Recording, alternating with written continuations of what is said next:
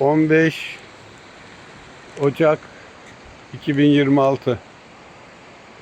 Bugün rotamız Palamut Yaylası.